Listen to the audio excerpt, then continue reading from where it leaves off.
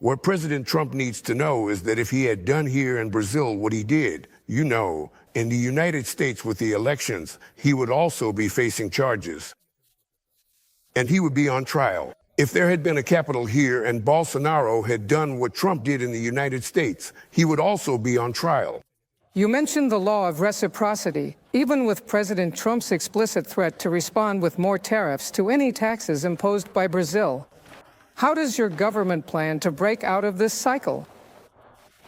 Look, first it's important to consider that there are certain things a person or a government can accept. One of them is interference by one country in the sovereignty of another. And even more serious is the interference of a president from another country in the judiciary of my country. It's unacceptable for for President Trump to send a letter, on his website, and start off by saying that the witch hunt needs to end. That is inadmissible. First, because we have a justice system here and we're conducting a process that respects the presumption of innocence for those who are accused. If the accused has made a mistake, they will be punished. Here in Brazil, they are punished. The second thing is that the reason given for raising the tariff is implausible. President Trump must be very poorly informed because in the last 15 years, the deficit for Brazil has been 410 billion reais in trade and tariffs. Therefore, there is no explanation except a lack of information and then an attempt to disrupt a very virtuous relationship that Brazil has had with the United States for 200 years. So, what am I actually going to do? First, I don't lose my cool and I don't make decisions with a fever of 39 degrees. Brazil will use the law of reciprocity when necessary. And Brazil will try, together with the WTO and other countries, to get the WTO to take a position to determine who is right and who is wrong. From there, if there is no solution, we will apply reciprocity starting from August 1st, when they begin to tax Brazil. We understand that Brazil is a country that has no disputes with anyone. We don't want to fight with anyone. We want to negotiate. And what we want is for Brazilian decisions to be respected. So, if he keeps playing this game of imposing tariffs, these tariffs will go on forever. We're going to end up with millions and millions and millions of % in tariffs on things. What Brazil does not accept is interference in Brazil's affairs. He has the right to make decisions to defend his own country, but based on the truth. If someone advised him with a lie that the United States has a trade deficit with our country, they lied, because the United States actually has a trade surplus in its relationship with Brazil. The political motivation behind this American attack is obvious, right? Trump criticizes Jair Bolsonaro's trial and the Supreme Court's actions regarding social media platforms. But Donald Trump's attacks began during the BRICS summit and after your statements criticizing the United States at the event. What role do you attribute to your statements in motivating the American president? None. Look, first of all, the BRICS is a forum that today represents half of the world's population and almost 30% of the global GDP. And within the BRICS, there are countries that are part of the G20. 10 BRICS countries are in the G20, where Mr. Trump also participates. Secondly, we have 3 countries that were just invited to the G7. 4 countries: Brazil, Mexico, South Africa, and India. Fourth point, BRICS is a group of countries working for the benefit of the global South. We're tired of being subordinate to the North. We want to have independence in our policies. We want freer trade, and things are happening in a wonderful way. Things will keep getting better, and we're even discussing the possibility of having our own currency, or, who knows, using each country's own currency so we can trade without needing to use the dollar. Because we don't have the dollar printing machine, only the United States does. And we don't need that, to do foreign trade. Now, to think that BRICS is the reason why Trump got upset. Brazil has never gotten upset about the G7's participation. Brazil has never gotten upset about the things the United States does. Each country has the sovereignty to do what it wants. So I think President Trump needs to surround himself with people who can properly inform him about how positive the Brazil-United States relationship is. You criticized Donald Trump for interfering in matters that undermine the independence of Brazilian institutions. Right, but you yourself were criticized for visiting former Argentine President Cristina Kirchner, who has now been convicted of corruption, and for holding up a sign defending her freedom. How do you respond to these accusations of having interfered in the internal affairs of a sovereign country, Argentina? With a lot of fire, with a lot of firmness. I went to visit President Cristina with authorization from the Argentine judiciary. I only went there because the Argentine justice system decided I could visit, responding to a request from Cristina herself. I went to make a humanitarian visit. I was never concerned if Trump received Bolsonaro or anyone else. It's every president's right to do as they wish. What is not right is for a president to want to interfere in the judicial decisions of another country. Here in Brazil, our judiciary is autonomous. The judiciary is an independent branch, just like the legislative branch. And here, we also set our own rules. What President Trump needs to know is that if he had done here in Brazil what he did, in the United States with the elections, he would also be facing charges. And he would be on trial. And if found guilty, he would be imprisoned. That's how the law works for everyone in the world. In other words, we need to learn to respect. You've never seen me interfere in an American court decision. Never have. And what I expect is reciprocity, that he also doesn't meddle in Brazilian affairs. This American attack on Brazilian exports has raised huge concerns among exporting companies.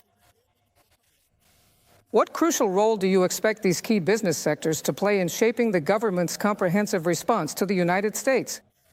Break time equals 0.5s/. It's just important for us to make it clear to the public that this is an attack specifically on Brazil. He's been taxing all countries in the world since he took office. It's his right, but it's also the right of countries to respond.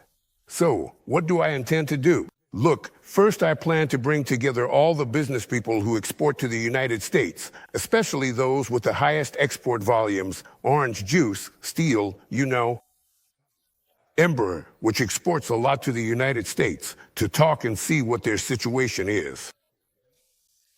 We are going to try every possible negotiation process we can. Brazil likes to negotiate. Brazil doesn't like disputes. And after negotiations are exhausted, Brazil will apply the law of reciprocity. And so, I hope that business people are aligned with the Brazilian government, because if there are any business people who think the Brazilian government should give in and do everything the president of another country wants, honestly, that person has no pride in being Brazilian. This is the time for us to show that Brazil wants to be respected in the world. That Brazil is a country that has no disputes with any country in the world, and therefore, we do not accept any disrespect towards Brazil. Now, to wrap up, President Donald Trump has been in the White House for 7 months, right? Why hasn't your government made any moves to establish direct, closer contact with the government of our second-largest trading partner? Look, first I sent a letter to congratulate Trump on his victory. I haven't had to talk to Trump so far. There is no reason for it. I thought I would meet Trump at the G7. When we got there, he had already left, because the meeting was held in a very secluded place, since Trump wouldn't have been well received in Canada. So when I arrived, along with the other guests, me, Prime Minister Modi, Claudia, the President of Mexico, and Ramaphosa, the President of South Africa, when we got there, Trump had already left the night before. Whenever there's a need for me to talk to Trump, I have no problem calling him. Just like I've called Clinton, I've called Bush, I've called Obama, I've called Biden. But there needs to be a reason to call. Two presidents don't just call each other to tell jokes. He, for example, could have called Brazil to talk about the measure he was going to take. He could have. He didn't send any letter. We didn't receive a letter. He posted on his website a total lack of respect, which is how he behaves with everyone. And I'm not obliged to accept this disrespectful behavior between heads of state or in human relations. Good manners are important, and we like to receive them and to give them. And Brazil wants to be treated well. When I have a serious matter to discuss with the United States, I will have no problem picking up the phone and calling the White House to ask to speak with President Trump. For now, I don't have. Now, look, here's the thing. We're going to create a negotiation committee bringing together business people and the government. We'll see what the decisions are, who was affected, how they're going to be affected, and how we can look for new markets. And I myself, I will personally look for new markets for Brazilian products. That's my role, including telling business people, let's go together to open up new markets. Because it's not easy, you know? It's not just about taxing others. There will also be consequences in the United States. There will also be a lot of consequences. So, delis, the relationship between two states has to be something respectful. A president is not the owner of the truth. A president doesn't have an ideological relationship with another. I've never had that, an ideological relationship, you know? I talk to the president of a country, whoever it may be. He was elected by the people, and if I need to talk, I talk to everyone. Never have I had a veto. Now, I have nothing to talk about with Trump. In fact, he doesn't give us any reason to have anything to talk to him about.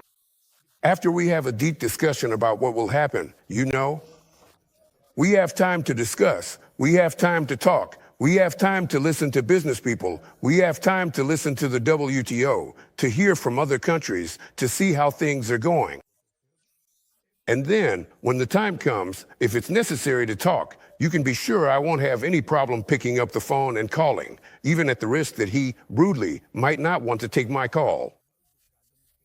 I'm willing to take that risk, but in any case, if it's necessary, I'll do it without any problem.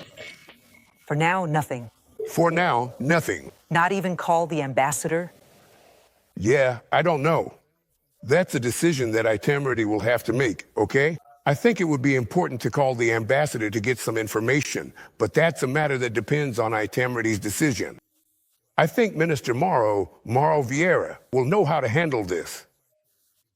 What I find extremely disrespectful, delis, and simply unacceptable is a citizen, the president of an important country like the United States, sending me a letter through the website, calling for an end to the witch hunt against a former president who tried to stage a coup in this country. He didn't just try to stage a coup, he tried to plan my death, the death of the president of the Supreme Court, who at the time was Alexander de Moraes, and the death of the vice president. And it's not the opposition saying this, it's the military who were with him. It's his aide-de-camp who received the information from them. Now, it's not citizen Bolsonaro who will be judged, it's the case files that will be judged. If he's right, he'll be acquitted. If he's not right, he'll be convicted. And if convicted, he'll go to jail. That's how justice works in Brazil.